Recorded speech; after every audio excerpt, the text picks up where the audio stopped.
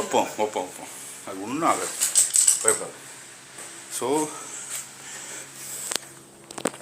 தெரியுதா, கீழே விழுந்துரோட, கீழே பள்ளம் அமைதியாக இப்படி பிடிச்சிவிட்டு கீழே பிடிக்கிறேன்ல கையில் இது வரதா கிக்கு வேலை வரல. இப்போ நான் சொன்னேன் தெரியுமா, இப்போ அந்த அம்மாவை செய்ய சொல்லுவேன். அந்த அம்மாவுக்கு ஒரு ஸ்பெஷல் டைப் ஆஃப் பிரெயின் இருக்குது. செய்யுமா, செய். இதை தூக்கிக்கணும். ஏன்னா உதவிக்கு அவங்க ஒருத்தவங்க தான் அந்த காட் வனாந்தர. இப்படி சொல்லும்போது விட்டுரு, பறந்து ஓடிடும்.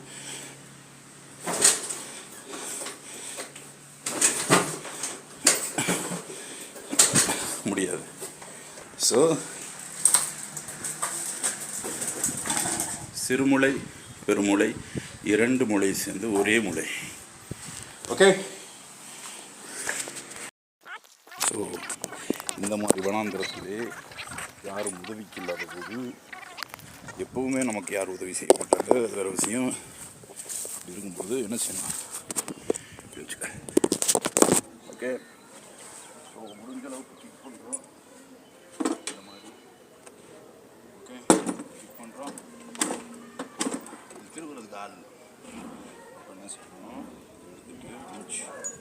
ஓகே.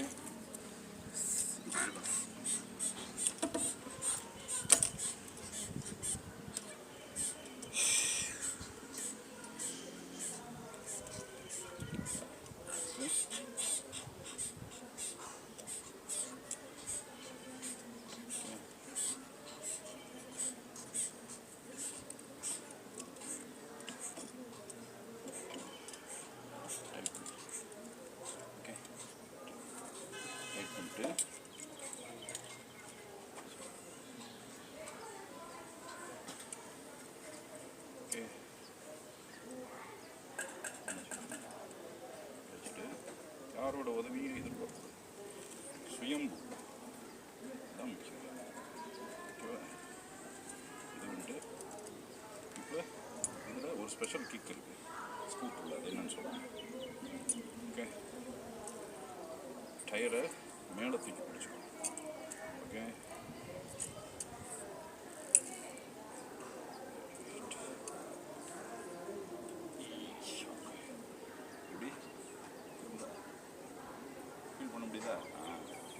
அப்போ இப்படி எடுத்து விட்டுட்டு இப்படி அடிக்கணும். டயரை மேலே தூக்கணும், இல்லாட்டி பறந்து போயிடும். ஓகேவா?